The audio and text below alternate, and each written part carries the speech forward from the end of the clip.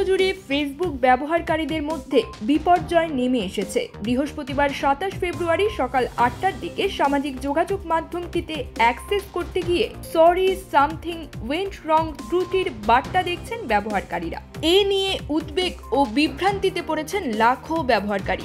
মেটা থেকে এখনো কোনো ব্যাখ্যা বা বিবৃতি দেয়া হয়নি।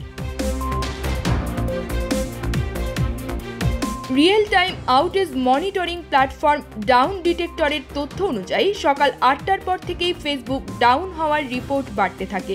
মাত্র আধা ঘন্টার মধ্যে বিশ্বব্যাপী 18,403টি রিপোর্ট জমা পড়ে। বাংলাদেশ থেকেও সকাল 8টা 28 মিনিটের মধ্যে 121টি অভিযোগ নথিভুক্ত হয়। ব্যবহারকারীদের অভিযোগ, ফেসবুকের পাশাপাশি মেসেঞ্জারেও লগ ইন করা যাচ্ছে না।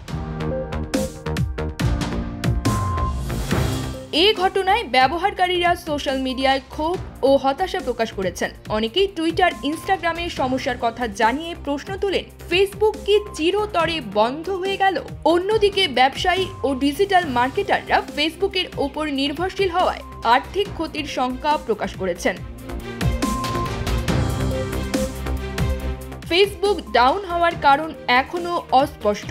সাইবার নিরাপত্তা বিশেষজ্ঞদের ধারণা, সার্ভার সংক্রান্ত গোলযোগ বা টেকনিক্যাল ত্রুটির কারণে এমন সমস্যা দেখা দিয়েছে। তবে মেটা কর্তৃপক্ষ বিষয়টি সমাধানে কী পদক্ষেপ নিয়েছে বা কতক্ষণে পরিষেবা স্বাভাবিক হবে তা নিয়ে কোনো তথ্য দেয়নি। বর্তমানে ফেসবুকের ওয়েবসাইট ও অ্যাপ দুটিতেই একই সমস্যা দেখা যাচ্ছে।